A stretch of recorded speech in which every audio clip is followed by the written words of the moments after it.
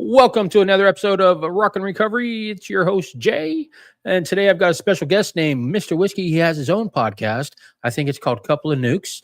He is an awesome person. He's a veteran. So let's just welcome. But before that, it is Suicide Prevention Month. So in the US and Canada, the number is 988. Check on your friends. If you're one of those people that are thinking about suicide, call 988. And in the UK, it's 111. Just they're there to talk to you. It's also Recovery Awareness Month. We do recover and we recover out loud for all those suffering in silence. And let's bring up Mr. Whiskey. How's it going? It is going well. I start every day and every podcast I'm on with gratitude. Gratitude to God for all that I've lived through and been able to share, and for these opportunities, and for everyone listening, the fact that they are showing up and making it possible for you and I to have these conversations, that we're not just throwing stuff into a void, but that we're reaching people, and maybe they're reaching people as a, domino effect. Because again, it's all about serving one another, helping one another, and trying to prevent people from going through what we've been through. If they have Absolutely. gone through what we've gone through, helping them heal faster and minimize the damage, or just preventing people and, empowering the next generations and mentoring our children to be better than us. Just bringing awareness to all the issues that plague us daily is a big step forward, because it used to be, if you had an issue, especially as a man, if you had an issue, just suck it up, be a man, or a kid, I'll give you something to cry about, and that's not really the right answer to anything. I'll give you a reason to feel the way you're feeling. Oh, shit. Okay. I thought you already did. Right. Right. No, I agree. And I think a lot of people, especially people, we have this tunnel vision. I think a lot of people aren't aware of all the people want to live in blissful ignorance, right? They want to focus on all the Mm, good stuff, happy go lucky. That's fine, right? It's good to appreciate the beauty of life, to have a good life. But acknowledgement of the bad is also important. That's why I'm always expanding my horizon in terms of knowledge and lived experience and having conversations like this, right? Because there's a lot I've learned just from hosting my show about different drugs, different addictions, different military stuff, social matters, political matters, right? It's all important. We can't just live in hiding, right? Knowledge is power. Yes, knowledge is a curse because you learn about all the bad stuff, right? mhm. But at least you know how to mitigate it, what's going on, rather than being caught off guard one day, right? That's the worst, is you don't know about any of this stuff and you get ambushed. So I think it's important. I think having these conversations helps people, open up their horizons to this kind of knowledge and be like, wow, I didn't realize this was such a problem, or that this kind of problem could affect my neighborhood or my community or me. That it's not, sometimes we isolate things to a certain group of people Yes. or individuals so we don't have to deal with it, or we try We to isolate it stereotype so we too don't have to much. worry Yeah. about it. Yeah. Right. And, just talking about it, just having an open line of communication. They say hurt people, which they Yeah. do, but they don't need to. That's a choice. It's actually a choice to be mean, go out of your way to be mean and hurt somebody. It really is. I kind of like to say change people, change people. It's Mhm. way, it could go both ways, whether change for good or bad, but it doesn't have the negative ramifications as hurt people, you know it's just change people. And there's a big huge I could go on for hours on that, but why don't you tell us a little bit about yourself? For sure. I do want to say, like, in an example, like, most people associate addiction, and that goes for pornography, alcohol, and drugs, mainly with men. And even if they are a majority of addicts, I've hosted episodes specifically addressing women suffering from this, because a lot of women feel this pressure to hide it even more than men, that they're addicted to, especially women suffering from pornographic addiction. They are doubly shamed for that.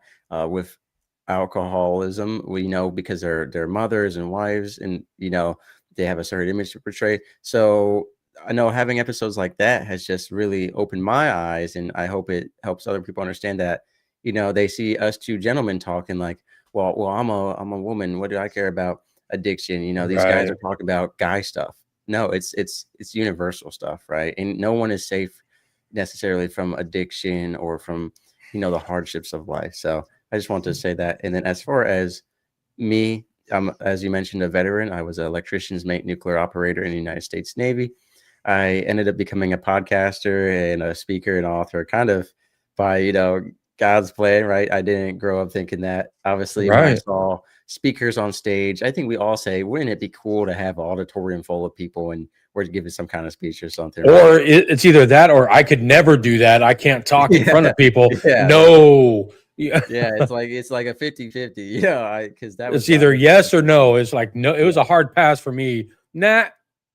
Yeah, for me, in the back of my mind, I was like, that would be cool. When I see people like, I'd love to write a book. I know I have a neighbor, he goes, I could never write a book. Never. I couldn't even write a sentence, so it really Right. depends. But while it was something that I was always like, I could do that, that would be fun. It wasn't like I'm going to pursue this. I actually started the podcast originally for comedy, for highlighting the nuclear operator community, where some of the smartest people in the country, some of the strangest people in the country. There's usually a correlation between, intelligence Right. and weirdness, unfortunately. And so I want to highlight that, have comedic conversations. But what it ended up being was that program that I was a part of in the military, one of the highest suicide rates, a lot of mental health issues, a lot of separations, and so we would bring up those conversations and topics a lot. A lot of the people I worked with were suicidal at some point. People I would have never expected. Right, I myself have faced suicidal ideation, depression, anxiety, and all that stuff. So we ended up talking about that more and more, and I kind of pivoted into self-improvement. Like I love comedy. I still do comedy, but in a more professional manner, in a clean manner, right? It wasn't just a show of people goofing off, right? It became Right. like, hey, there's humor intertwined in it, but it's a serious show. And my comedy kind of became a separate thing. When I'm doing comedy, I'm doing comedy. When I'm doing professional work, I'm doing professional work. But originally the show was just going to be, as one guy commented, dudes being dudes, right? Yeah. But I realized I had a much higher calling than that. I wanted to serve others and really focus in on some stuff. And originally it was military mental health only. I got boxed into just being this military guy. Oh, there's Mr. Whiskey, the military guy. That's Yeah. not what I wanted for my life. I wanted to serve much more than just the military community. I have a lot of honor and respect for them, right? They do important work. I work with veterans all the time. I mean almost daily. So I do have a lot of respect for them and I do a lot of work in that field. But civilians go through addiction, through suicidal ideation, through hardships in life just as much. And so I've focused on them as well, on the youth mentorship and empowerment. And so the podcasting kind of just continued to grow and grow, expand into writing and speaking and comedy and preaching. So it's all just kind of built on itself from this idea that, hey, we're going to highlight the nuclear community and their strangeness to now I'm having people write in about how an episode changed their life. So, sometimes we have a much higher purpose than we expect. And it starts with some goofy idea we have. I know in prison it was the same way. We've got some of the twisted, sickest, most twisted sense of humor that a lot of times people wouldn't find funny, you know, but that was our way of communication and that was our form of, you know, connecting with another person. That was basically, hey, I like you, so I'm going to be really, really mean to you. I might punch you in the balls, but we're friends. I'm like, how does that work? Sounds about right. Yeah. Yeah, and I've guested on shows where I spoke specifically on dark humor and the role of the military and dark humor with one another. And, I've talked about some people. The reason I pursue comedy, one, I enjoy it on the receiving end of watching comedians and being a part of that environment. But two, I know that some people need to connect through humor, like you mentioned. Some people, that's their way of connecting. I always say, like, I don't curse, I don't yell. I certainly get passionate about stuff.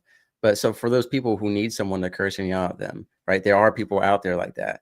Like Yeah. David Goggins, he's a great Oh example of yeah. he's gonna tell you, what to do, right? There's other Dennis people Leary. like Gordon Ramsay, right? I'm not a Oh Gordon yeah. Ramsay. I'm more of a, like I can't even cook, so but in terms of like personality, I have conversations, I put out information, but I'm a very empathetic, what they Right. call it, like I don't want to say a soft leader in terms of soft as in weak, but like I'm a very Passive. gentle leader, you know, like, yeah, like I'm very encouraging and Yes. forgiving, but at the same time, you know, there is a standard to meet, right? But I'm very, and I think that was one of the things I noticed in the military, right? There was kind of like the leaders who really cared about people, they were always withheld rank. They never like ranked up or got recognized. It Right. was the people who screwed others over, who were heartless people who treated humans like objects. They were the ones that, you know, got promoted, and they would put people just like them in charge. So it was very Right. unfortunate that all the good leaders I had, they got out because they said, my leadership style is for the civilian world, obviously. You know, and it's sad. I think that you can meet military requirements and the mission without having to be a jerk about it, you know, and that's anywhere, corporate world, where you run your own business, right? You can have standards met and firm leadership without being a jerk. I know you mentioned suicidal ideation. How did that affect your life and what you do now? Was that a big driving force behind that? And how do you still get those thoughts? And how do you deal with that? For sure. So, you know, I appreciate this sound weird. I appreciate having been through suicidal ideation and depression and still going through it because I can talk better to the people who are going through that as well. Now, if you're someone who hasn't dealt with that, I don't want to say there's no place for you in conversation, right? Community and support is important from everyone, you know, It from is. everyone. But I think it has enabled me to be able to have conversations with some of the people who are more closed up. You know, like I said, some people who came to me with their thoughts surprised me, you know. But I could say on the other hand, I understood because there was people who were happy, smiling. You would have never guessed it, and they came to me. And for me, I guess it created a space where I was very listening and empathetic and respectful and slower to judge than maybe people who haven't been through it. You know, I think Right. there's a lot of, I hate to use the term toxic masculinity because it's just people in general. You know, we mentioned, you and I talked, you know, often like about stigmas, right? And even on here, we talked about the stigmas around it. So for me, I kind of anchor myself in scripture, right? Because I don't even like to call myself a preacher. I sometimes record sermons. I'm trying to do it more and more. But you know, that has been an anchoring force lately. But there's a lot of times where even as a man of faith, it's like I had those You're same questions tested. everyone Yeah. has. You know, why am I suffering? I frustrations with I'm doing all the right things and life is still terrible, you know, and it's like it's frustrating. But throughout my life, writing has always been the medium for that, and now conversation as well. So podcasting has been therapeutic in a sense because I sit down with guest experts from around the world and just, you know, regular day people as well and have conversations, make meaningful connections. So community has been a big part of it. Having conversations with other people who have been through similar yet different experiences. So it's not easy, you know, and it's hard too because it could be a number of things. You know, for me, it's stuff from my childhood, it's stuff from the military, it's the fallen world we live in. Just, you know, every time you put on the news, it's just super depressing. For me, it just comes and goes. You know, there are days that are better than others. It kind of depends on what's going on. I think that I think I focus on intervention more than prevention because at the end of the day, you if You're someone not has going to made stop the thoughts. right, right. For some people you can't. For some people you can. But, you know, for some people who have dealt with it since childhood, right? The first attempt in my life was when I was around 16 years old, right? There are still plenty of times where those thoughts just come in. It's about how do we manage those thoughts, not prevent, like prevention first, right? But if you can't prevent, how do you manage? And I think that's important. So many people focus on prevention, but intervention is important too. It's very, I think intervention, intervention is more important than prevention because it brings awareness to it. I mean, just like any type of intervention, we can get you help. We can talk about it instead of just hiding in that closet and doing whatever. Let's talk about it. So the more it's more bringing awareness to that fact. I know you talked about God there for a minute, and I grew up Catholic, Roman Catholic, and Southern Baptist. I mean, I learned how to hate myself pretty early on. because those, if you know anything about either one of those two, religion Yeah. is for man, it's not for anything else. It started more wars, it's more toxic than most things. It's like I said, it started more wars than anything else. There's been more people killed over religion than any other thing in the world. And for me, I had to come to terms with, you know what, I'm a Christian. Jesus Christ is my savior, and he will always be. Yes, I forgot and I've turned my back on him, but he brought me out of some of the most darkest days I've had. So, for me, that there's only one way, and that's that way. you know and it's just crazy that we have to go through all this. And you brought up a toxic masculinity. What exactly is that, and how does that affect people daily? Yeah, so I like to describe masculinity as many things as a scale. I think there is a lot of culture that is toxically masculine, and then I think there's the other side of it where people are pushing for men to just be women, and that's not right, right? There's a balance of how do you handle your emotions, and one of the things I say is with toxic masculinity, on that side, there's a lot of victimhood, self-victimization, and projection. I think that, like, I had an episode of my show on sexual assault awareness for men, right? And one of the things we talked about as any survivor and any person is sharing your story without diminishing others, right? So unfortunately, there's a lot of blaming one person or the other. And so like, I looked at the example of there are certain men who put out a message about being masculine, about being muscular, about being knowledgeable, about being successful, but they put down women, they insult women, they put down other groups, right? And then there are other men that the ones I follow, it's all about the self. It's not, we forget, we're not blaming women, we're not blaming men, we're not blaming this or Right. that. Yourself, discipline, here are the reasons you chase these things. So I think that that is the big difference for me. And I don't want to name drop different celebrities and influencers, but like you can see it. You can see You who is can. projecting and victimizing and making masculinity into something that also puts down others, and who is making masculinity something you pursue and improve and implement into your life in a way that is serving. So that's Right. how I describe it. Obviously there's a lot of, it's a buzzword on social media and Instagram and stuff like that. So you'll find all kind of different variations of it, and everyone has their own perception of it. But for me, it's how do toxic masculinity again is putting down others and then putting up the man. Whereas a non-toxic version of that is, here are all the good qualities of man. Here's what a man should be without putting down others. What kind of role models did you have growing up as a kid? I know you said you suffered trauma as a child. How did that affect you in your adolescent and your teen years, growing adult? Did that affect your decisions? How did that play out for you as a 100%. kid? 100%. So I've always been more effeminate in nature because my mom and sisters were who I spent more time with. My father, he suffered from addiction. He was an alcoholic. Later on, he would use drugs in life. He was extremely misogynistic, extremely perverted. He weaponized religion and had it all twisted around to raise himself up, put others down, and make him an enforcer and elite, that he walks among us, not with us.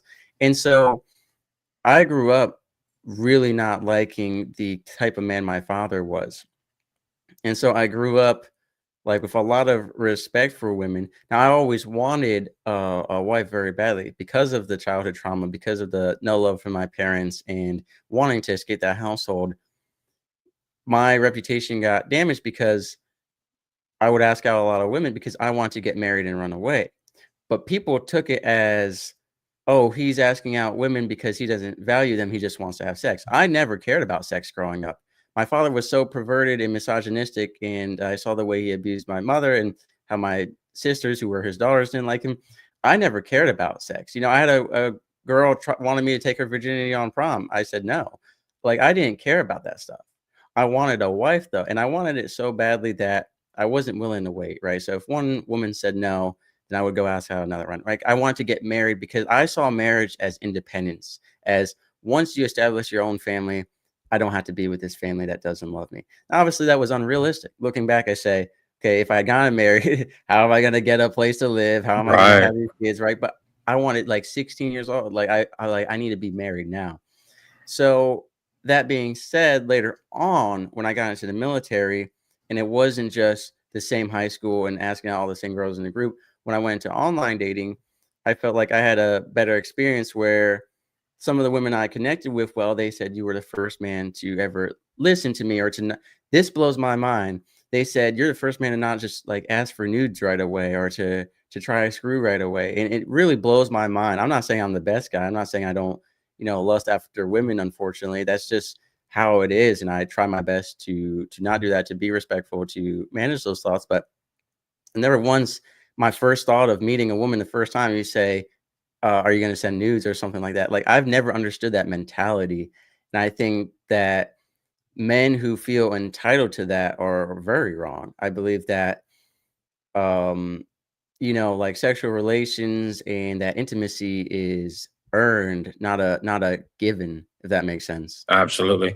It is earned. You got to prove you. I think you should have to prove yourself also, not only in life, just in the way you carry yourself and the ongoing conversation, being able to grow Yeah. with somebody. That's the key to any relationship period, is finding a communication, opening the lines of communication, and just learning somebody, you know, and that doesn't mean study them to get what you want. That just means learning with them, you know, and it could be nonverbal too. A lot of the most communication is nonverbal.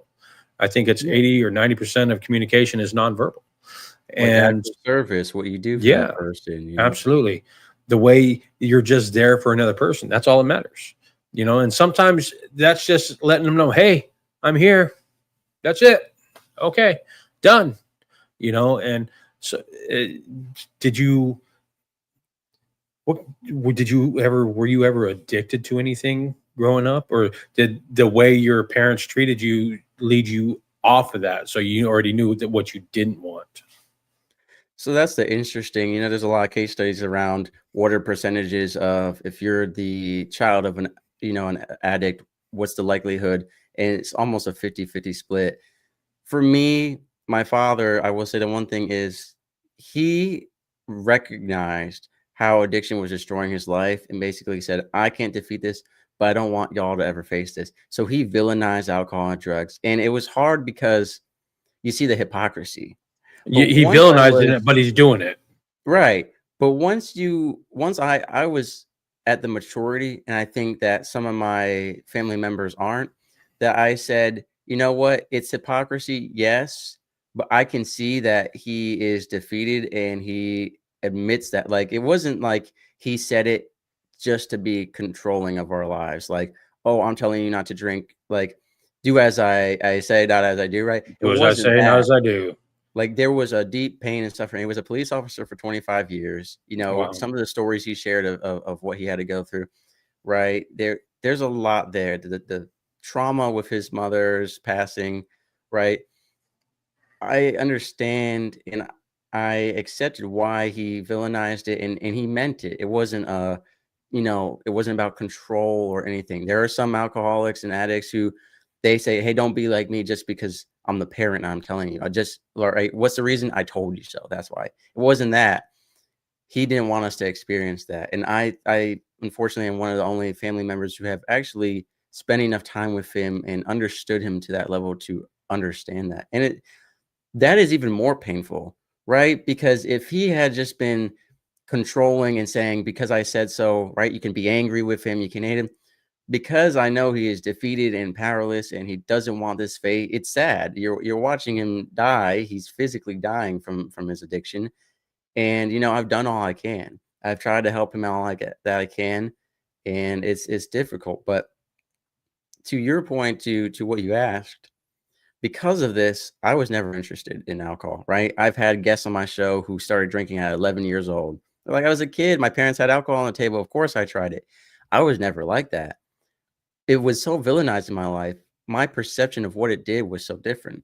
I assumed that as soon as you drank any alcohol, a different person took over. Like I had just such just a skewed perception of it that you were going to become this different person, not in control of your body, that someone else takes over, that you wouldn't remember anything. I thought people who drank couldn't remember anything from the moment they started drinking to the end. That's not true. Wow. You can drink and still remember stuff. So I just had a totally skewed view of it. And so when later on in life, I had a friend who said, Mr. Whiskey, you're not choosing to not drink. I said, what do you mean? It's my choice to not drink. He goes, you just live in fear of it. It has control over you. If you choose to drink and never drink again, then you have chosen.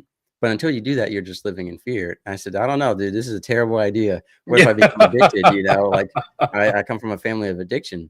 And I was like, I'm writing down a letter with your name and you're signing off on this, that you're responsible. So later, it could be 30 years from now. Yeah. I've got grandkids who are like, we have a drunk Mr. Whiskey here.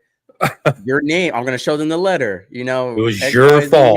This was his idea. But I drank and I didn't instantly become this villain, this monster, my father. And so that opened up my eyes to it, And now I drink very occasionally at social events, at work functions, and that's it. One of the mindsets I've instilled, and this is important for everyone listening, I do not drink if I'm upset, if I'm angry, if I'm having a bad time. Even if it's a good time and it becomes a bad time, cut it off.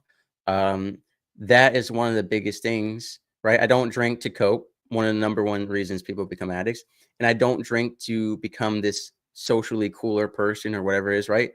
I drink because I choose to enjoy a beverage, right? It's not about the effects. It's not about a social image, even though I drink at social events, right? I'm going to, drink to just have that choice and enjoy it. So I'm very mindful of when, where, and why I drink, which a lot of times people will, like you said, they drink when they're sad, or they drink when they're happy, or to get happy, or drink to forget, or whatever mood you're in that time, and you go and have a drink and you get a little too messed up, then you're going to relate that drinking with that cover up of whatever you're going through, or you're going to relate that drinking to this euphoric feeling, or even more depressed feeling, or whatever that you're going to relate it to that. So I think that's a good thing, to be that self-aware and that stringent on to not drink during those times. Yeah. You look at country music and rap promote two ideas: drinking to cope, right? A lot of country music, wife leaves, whatever it is, drinking whiskey to cope. You look at rap music, it's drinking is a good time. We at the club, we getting laid. You look at country music on the other end, oh, it's Friday, we're gonna have beers all weekend, right? So it's always drinking either for a good time or a bad time. And the same with I've watched movies where it's not a party till everyone's high, smoking weed or drinking or whatever it is in that particular movie or YouTube video, right? So there's a lot of promotion of this stuff to cope or to have a good time, not just that it's a beverage, that it's just a product. So I think that's part of the issue. And I think it's a lot of social pressure too. Of course, I had a whole episode about why can I just not have a drink and it's not an issue, right? So I had Meredith Hallclough. She came on my show. Me too. She said, no, she's awesome. Sorry, I don't drink. People were like, oh, why? Are you an addict? No, I'm just choosing not to drink. Okay, but you smoke, right? And it's like, why is it I have to do one or the other? Why is it not just like, hey, that's socially acceptable to, in my case, if I choose not to drink, people are like, oh, yeah, because your dad's an addict. No, I could just be choosing not to drink. We always had to try to find some excuse or justification for it. Why is it we live in a culture where it's not okay, or there has to be some reason to not drink or to smoke? It shouldn't be like, oh, everyone does it. I don't care if everyone my age or my color or whatever it is doing it. That doesn't mean I have to do it, right? I mean, it's almost a stereotype, but we don't villainize it because so many people are doing it, and we see it as almost a positive one because we've glamorized the drinking or smoking. You get more judgment for not drinking. It's crazy. Or trying to fit in. What, are you too good for this? Or are you doing this? Yeah. What's the matter with you? Why are you not drinking? Why are you not doing this? You got a problem with me? Yeah. You got a problem with me because I'm not, or because I am? What? No, it's just a choice that I choose. It's a choice that everybody chooses. Everything else is the choice in life. I just choose not to. Now, I choose not to. It's just that simple, you know. And people don't eh, the right people understand that and accept it. The wrong people, the people that are in addiction, that are doing it to cope or doing it to fit in or doing it to have fun, uh, they will say, "Oh, what?" You know, those are the most judgmental. You know, it's 100%. they haven't faced what you know you could face. You know, especially as a kid, you've seen this evil. It's I don't want to be that, and I don't want to be around that. Plain and simple. Yeah, and it's not just, drinking or drugs or It whatever it may be. Anytime you set boundaries, the people who benefit from you having no boundaries or having weak boundaries, they're gonna be the ones upset, and they're gonna be the ones to try to break those down, right? But, the true people in your life who care about you, they're gonna respect your boundaries, whatever they are, and I have found absolutely. this out with, like, even when I implemented the kosher diet into my life, and all the people who weren't really good friends, they were like, well, you're not Jewish. Why are you following that? Or, you can just have this, blah, blah, blah. But the people who really cared, they were like, hey, is there anything we need to change? Like, some of them to the point, like, hey, do I need to like wash all the appliances a certain way or this, that?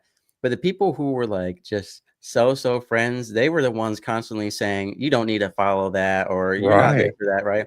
So whatever that boundary may be in your life, maybe it's not calling you as many times a day. Maybe it's something in your relationship with, maybe it's not having sex so frequently, or maybe it's whatever it could be. Setting those boundaries, you really find who in your life cares and who benefits from it. Same with the drinking. There are certain people in your life who benefit from you drinking and acting a fool or drinking a certain amount. And how they benefit, that could be a variety of different ways. But that's something to keep in mind as well. You know, and to those people that are not respecting your boundaries, that just means they never respected you in the first place. And in recovery and addiction recovery, any forms of recovery, boundaries should be it's the most talked about uh, topic most times. That or relapse, you know, are the two most talked about topics Yeah. in recovery because with hard set boundaries, the chances of you relapsing are almost none. You know, I'm not going to say they're zero, but I'm going to say almost, you know, because you don't put yourself in those situations. You don't hang around with the same people. You don't accept the same things. Once you have that hard boundary in place, your self worth starts going up. Your the love of self starts going up. Your everything else starts going up. It's only when people break those boundaries and we let them that we start accepting things, and it just brings it down and down and down, you know. And to for anybody that's going through it, set boundaries and find out who your friends are. Plain and simple, you know. And that's across the board of whatever it may be. It could be, I just like to be in at 9 o'clock at night. I'm going to say, nope, don't even ask me because the answer is no. And you'll find out who respects that or not. If they respect you, they will respect that boundary. Plain and simple. For sure. You know, and I know there's, so have you ever uh, tried a suicide attempt or was it just thoughts? Have you ever acted out or did you ever attempt to act out? Yeah, so it was around junior year, life got so bad that I did have a plan. So I was going to walk to the beach, and at sunrise, I was going to sit on this one bench that kind of was on a higher up dune and overlooked the whole beach. And I was going to, bleed out there, and it was going to be very poetic, like the sunrises on the first day without me, the blood going down into the sand toward the water, very poetic. And I'm not trying to romanticize it, obviously, but No, no. that was my thinking at the time. And I believe God stopped me because I woke up and I went to go do it, and this giant thunderstorm comes out of nowhere and just like Oh. pouring rain and lightning. And I was like, God, I hate the rain. I hate the cold rain. And I was like, I'm not going to kill myself in the rain. I got to wait Right. for the It's not sunrise. the perfect day. It's got to be the Yeah, perfect day to do yeah. it. So I know that's crazy thinking, but that's what stopped me. And I do really believe it was God. And here we are to this day. Sometimes it gets, bad, of course. There are certain days where it's like, especially if those thoughts come while driving, that's probably the most dangerous time to have those thoughts. But I try my best to manage them through prayer, through community. You know, I think that's important. A lot of people who are suicidal or have chronic depression, they isolate a lot, and I'm known to isolate quite a bit. But I have a lot of connections I've made now, especially through podcasting, and people I can call and talk to you about that stuff, or text and talk to you about that stuff. I think the human aspect is very important, and not to counter what you put out in the beginning, right? With the hotlines, super important. But I think Absolutely. all the hotlines and the online resources have become a substitute for human connection, where people are taking someone who is suicidal or depressed and just throwing them into these resources instead of first having the conversation person to person, right? Instead of it dealing with it face to Yeah, face, it's they become put it a off on pass somebody off. else. Yeah, Yeah, and that's terrible, it right? is. If I'm and this was one of the things I felt like with the military, with the way they address it, it's so textbooky, right? I don't want you to read a psychology textbook to me. I don't want to fill out this survey of a scale of 1 to 10, right? That's what you have to do every time you go there. I want to talk to you person to person, you know, as at from sailor to sailor, soldier to soldier, civilian to civilian, whatever it may be, Put the and human have a element human back into connection. it. Yeah, exactly. I want to know like that you care, not that you're reading the hello, yes, I care. How can I help you today? No, I want to Right. know like, and I believe it was Chris Milson said that the issue with when he was working for that stuff is you have prompts you have to follow. You can't be personal. You can't share stories, right? So I think there is a flaw in all this. Like I think those are important resources. I'm sure they've saved hundreds of thousands of lives, right? But I think we need to, right? There's a saying in the military I heard once: ask, care, treat, act, right? And if we look at the resources as treatment, we're asking and then we're treating. We're skipping the caring part. You know, I think that's the important part of the human connection. So I really recommend that people would, you know, be people, because I feel if I already feel isolated and then you're just throwing me to a phone number or some resources A online. computer could do it, you know? Yeah. Right, right. I might as well talk to ChatGPT about my problems, right? Right. I want that human connection. So I think we are accidentally isolating people further, and that's so important to not have that isolation, right? When I was working on my memoir, it was called "Who Would Miss Me?" because the number one question that people who are suicidal face, whether they're a Nobody's gonna miss me. veteran, a civilian, a father, a mother, a brother, a sister, whatever they are, who would miss me, right? You Right. feel purposeless, you feel completely isolated, and so I think it's important for people to know like that they're going to have an impact when they leave. And no matter who you are, whether you were a reclusive person who lived alone or a community leader, you're going to have an impact on so many people. And that's true, you know. And I know a lot of people that have attempted it that were basically driven into that feeling of the world would be better off without me. And that's Yeah, so false, and it's so terrible of that person to have done that to another. But and now afterwards, the same person deals with more suicidal that word than ideation. I got you. yeah, than after her attempt than she does ever did before. And I just don't understand that aspect of it. Why would you think about it more? Because you've already tried it, obviously. But I don't understand sometimes how your feelings would want to go more towards that after you've done it or attempted it, you know. And it's just, yeah, ideology. That's the word. Uh, and I just don't. I understand the feeling of, you know, okay, it's an end all. It's an end all feeling. You're not going to feel nothing. I understand that, especially when you're going through it. I just don't understand why you're. How would your thinking go back to that after surviving an attempt? You Yeah, I know, think it's just like anything else, though. Like, look at the young women who self-harm, or young men as well. Once they do it once, you kind of numb yourself to the feelings or to the emotions around it. You do it more and more, right? Just like if you're like, you look at people who become killers, for example, a lot of them showed symptoms of animal abuse growing up, right? Mhm. So let's say this is why I encourage, like, and when I have kids, I'm going to do the same thing. I don't kill bugs, right? For the most part, I kill spiders and flies, right? But only as absolutely necessary, right?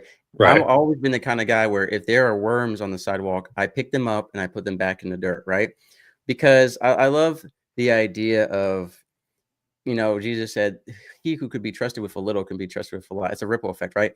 So if you Right. show this much empathy and kindness to a bug, you're going to show it to a cat or a bird and then to people, right? So the people who start killing bugs, right, very maliciously and then going out of their way to then kill squirrels or birds or animals end up being more likely to kill humans, right? Because you numb yourself Right. to those feelings, you get used to it, you normalize it, you destigmatize it in a negative Right. way, right? So I think I almost killed myself before. What's the difference now if I do it again? Same with like people who at some point in their addiction, like give up and they're like, well, who cares? I'm just going to drink now. It's like, but you suffered so much last time you drank or so last time you overdosed, Right. whatever it is. But it's like you just lose that sense of caring and of those, feelings. So I think that when you've gotten to that point, it's easy to go to that point again. And it may not make sense because you're like, well, that was such a terrible place. Why would you go Right. there But again? not in your own head, you know. It's Yeah, different for everybody. And it I becomes understand like that. normalized. Right. And I know you're talking about the military. I there's probably a ton of suicide and suicide attempts in the military. I mean, just with everything else that's going on. And they've almost got a culture of it. It's almost not shocking enough when somebody does it. You hear of another person in the military committed suicide, and you don't hear about it, and they don't bring more awareness to it. It's just a statistic. That person's just a stat. Yeah. Yeah, he's in the military. It's just going to happen. You know, how do you face that? Being in the military, being a veteran yourself, how did you face that on a daily basis? Hearing that and everything else, how do you face that? It does become normalized, and I think it was Steve Wright quoted some famous person said like a single death is a tragedy, a genocide is a statistic. When you Yeah. when you add numbers to stuff, right? So we used to have 1 to 3 suicide attempts or completed suicides a month at the Duke School. It's like that was a lot, right? But to us, it was just the normal. We had a lot of jokes. There was one building people would commonly jump off to kill themselves, and we said we ought to put a slide up there to make it easier. They made a nickname for people if they hung themselves in the Shaft Alley. They would call them Shaft Alley wind chimes. Like it, Wow. you get normalized to it, and you forget. I think what happens is when it's such a common occurrence, like you forget that these are people. That these people have families or loved ones or even just friends and community, right? It just becomes like a faceless, nameless kind of culture, if that makes sense. You're just here to commit Dehumanizing. suicide. It's not like, oh, it was XYZ sailor. It Right. like you get the names and stuff, but it becomes so common. It kind of becomes this idea of, well, at least it wasn't in my division, or at least it wasn't Right. someone I know or me, right? It is common. People say they you can never find an actual number of this. Only God knows that, but they say it's between 22 and 44 veteran suicides a day, on average each day, Each but day. That's crazy. that brings attention to it in the fact of like sheer numbers. But again, you're just hearing numbers. What if you had a list of the name? What if you could stand in a room and look at all those people's bodies? Could you Everybody's imagine like how name. that Yeah. would change, right? Yeah. But you're not seeing it on the news. You're seeing maybe suicides. You're not seeing the caskets or the Just a bodies and the number. names. It's Yeah. it's kind of just like a passing fact. And it's not just the military. It's not just suicides. Social media culture has desensitized gore and dehumanized death in general. We have people killing each other all the time now in assassinations, and people are celebrating it and Yeah. cheering it, right? So there is just overall a desensitization and dehumanization around death and the value of life, right? Absolutely. I 100%, especially the value of life. Anybody's life, we're all born to die, and that's a fact. We're all born to die. It's how you live in between. And you know what? For the people that are brave enough or crazy enough to laugh at another human's death, think about it like this and celebrate another human's death. Think about if that was your kid, if that was your mom, if that was your family member, somebody that you're close to. How would you feel then? And that's the biggest thing. Nobody should be celebrating death like that ever. It doesn't matter who you are. There's been, at the same time that happened, a school shooting was in Colorado, in Evergreen, Yeah. Colorado. That's where I'm from originally, not Evergreen, but right next door in Boulder. So at the same time, the media was focused on one, another one was going on, and it kind of got swept under because nobody heard about that. It was you didn't hear very much about it because something else took over. But what about everybody else that's also dying per day? Drug addict that overdosed. There was two of them, or two or three of them. There was one in Tennessee 2 days ago that I know about. There's a couple found in an abandoned building, and those are the ones that should be more broadcast, and not just the big names. Bring the smaller people up, lift them up, and because they had just as much family. Yes, they're just as important of a person as everybody else. And that's what we need to focus on more of, instead of the controversy around suicide and overdose and everything else. That needs to be in the front of people's minds, not something that is out of our control. Yeah. And I think that's just how are you going to change that culture, though? It's because it really is a culture, a hive mentality, or a culture.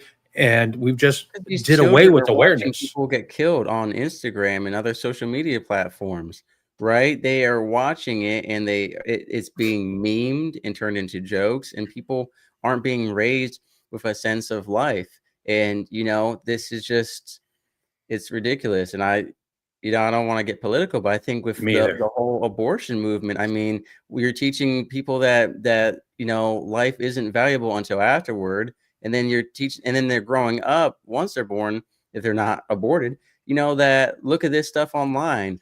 It's funny when tragedy happens to anyone but me, right? You look at that stuff, all these videos they're watching, and I think there's not a lot of respect being put forward in the culture around funerals, around the way things are being treated, and I think politics have muddled morality so much that that's part of it too. And it's just sad, like you said, what about all these people who died who weren't celebrities? We live in a day and age of celebritization, and it's ridiculous that all we care about are these few rich people who don't care about us, who don't know us, who shouldn't have their money, who are just getting paid to.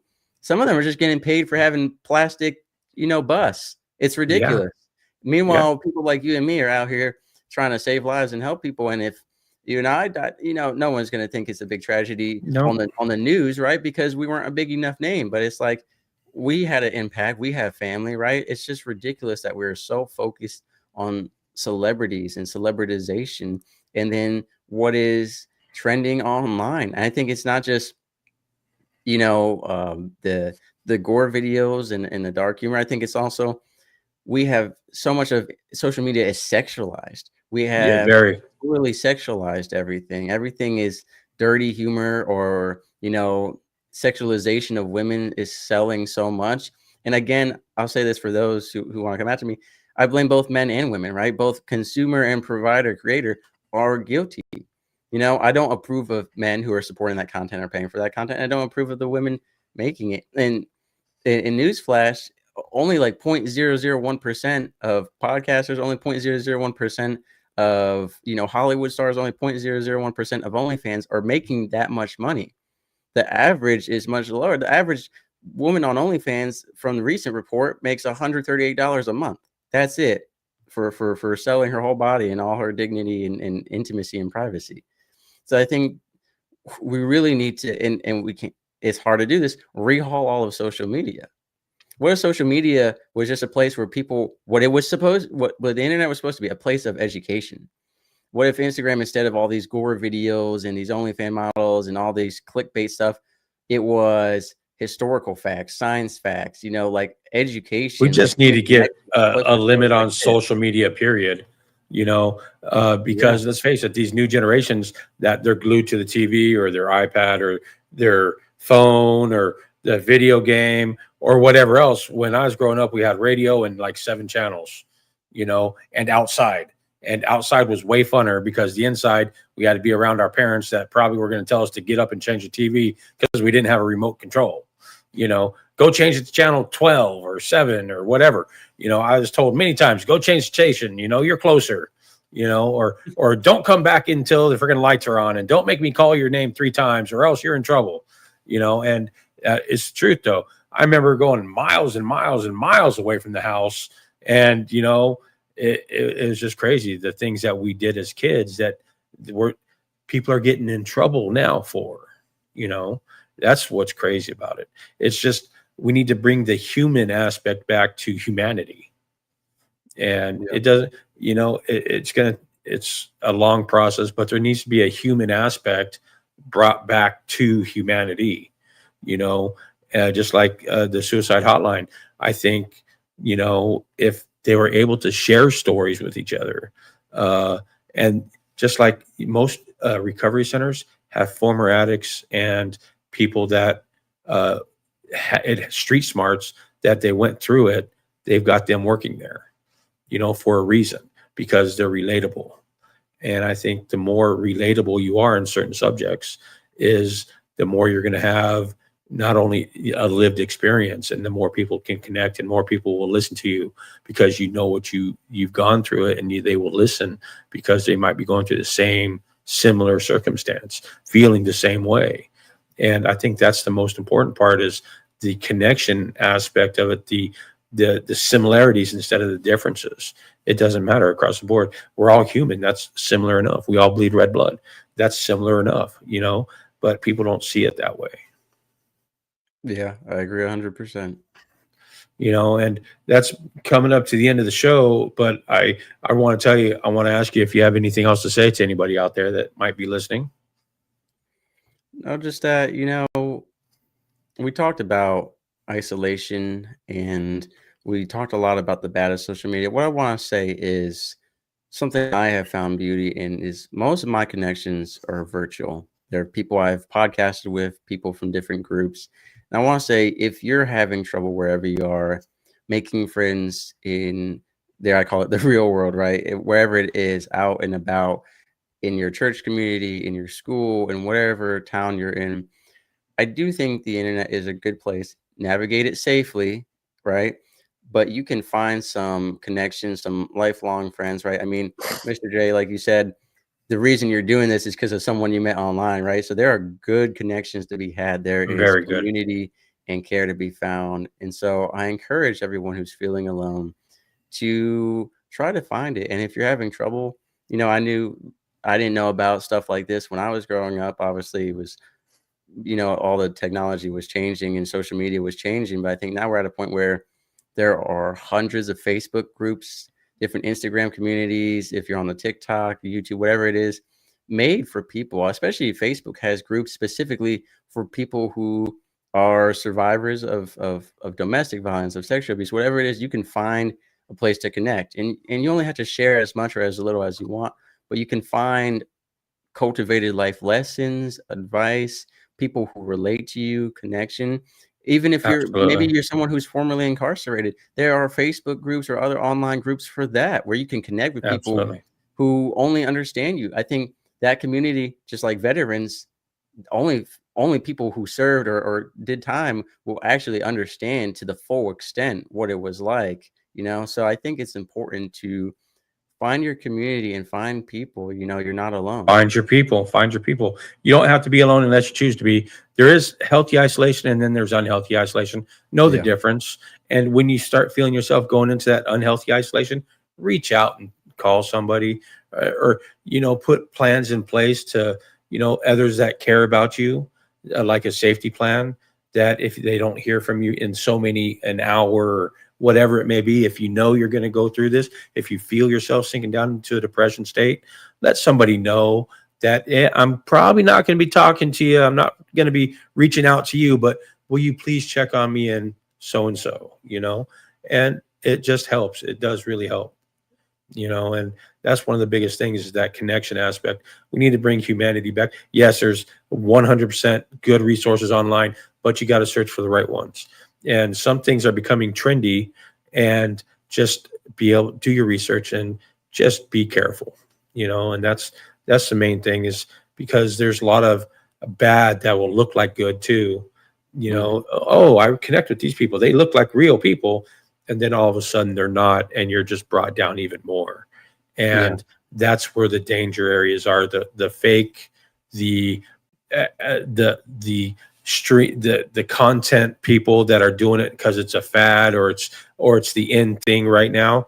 That's where you'll find a lot of people will sink after they find out that these people really ain't what they say they are. And then all of a sudden you're in a more depressive state, you're in a worse state. So just be very careful of who you're looking at. Do some research, take your time, but do check it out, because it does help. I agree. I agree 100%. A lot of people on social media, it's their highlights or it's not their day one, and they make it seem like it is. Some of the guys that I didn't, not really people I looked up to, but a lot of gym guys that we've looked up to have been busted for steroids. Some of the women you're chasing after might have had surgery. Some of these people may have been given what they have in terms of success and not actually earned it. So it's like you Right. said, it's the same thing I always say when it comes to the faith, have a spirit of discernment. I think that's so important to have. It is. And you know what? Trust in the process. Trust in you. Put your faith in something that's, never going to let you down. That's another thing. It doesn't matter what it is, but for me, it's Jesus Christ. And that's where my faith lies. I know that's who's always got me, even when I don't got myself. And, Mr. Whiskey, I appreciate you coming on the show. I look up to you as another podcast creator, and I really do listen to your podcast all the damn time. And Pete versus Anxiety is one hell of a person. That's who told me to get a hold of you, and you said you're an awesome person. So I got to send my shout out to Pete versus Anxiety. Thank you, buddy, Yeah. for another great person that I connected with. And that's my show for today. Anything? No, just again, gratitude for the opportunity to guest on your show. Of course, I'm going to have you on my show as well to get into your story Absolutely. and unpack those life lessons, especially some of the stuff you've been through. And yeah, Pete, love you, Pete. He's a great guy, and He's starting a season 2. yeah, I'm just grateful for everyone I've met through podcasting. Yeah. Every now and then you get an all right guest, but Yeah. there have been some plenty of people who have become dear friends. So like I said, I'm grateful for all the connections, and at the end of the day, you and I are here to serve others, and I hope that Absolutely. through our conversation, I know I went a little bit all over the place there, but I hope that people were able to cultivate something from it, Yes. or at least get something to pass on to someone else. Absolutely. And that's the ticket. Smile, make somebody happy, let somebody know that you see them. That's all it takes. We all need to be seen by anybody, just by one person. What you can change somebody's life. You can save somebody's life by just holding a door and saying, "How are you?" That's it. And that's our show for today. That's my guest, Mr. Whiskey. I'll be on his podcast, so look for me there. And just go check him out. A couple of nukes, and go ahead and give your podcast. I know I just did. I don't know why I say that, but I just did. Go ahead. Plug yourself. Yeah, so if you go to coupleonukes.com, that's nukes, Nukes, coupleonukes.com, that's my website. It has a plethora of resources for y'all. So it has every episode of my show categorized based off what you want to improve in your life or what kind of fields of topic you're interested in. It has every guest who's ever been on the show, every show I've ever been in. And then those guests, it has all their resources, their websites, their podcasts, their programs, right? So there's a lot of resources you can navigate.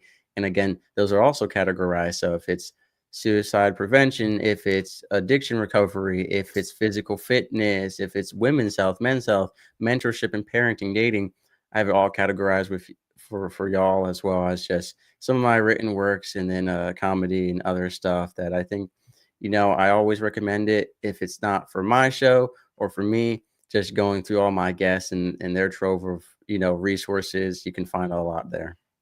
Man, you're a whole lot more organized than that, or than me. I would never be able to do that. I need like 3 or 4 people to do that. And I know you told me earlier you did it by yourself. I'm like, A lot you of are daily the maintenance. man. You are the man. Just Thank you. saying. And that's our show for today. Thank you, Mr. Whiskey. I look forward to seeing you next time.